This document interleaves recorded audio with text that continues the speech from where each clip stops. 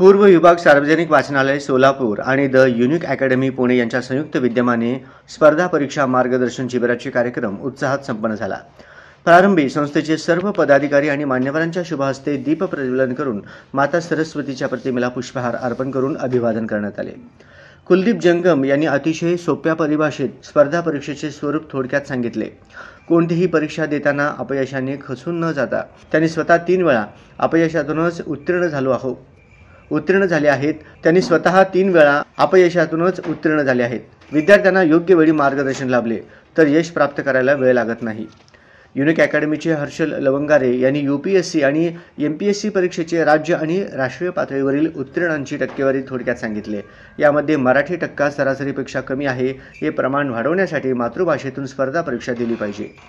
शिबिरासाठी कुचन कनिष्ठ महाविद्यालय आणि भूमपुल्ली कनिष्ठ महाविद्यालयाचे 200 पेक्षा जास्त विद्यार्थ्यांची उपस्थिती होती।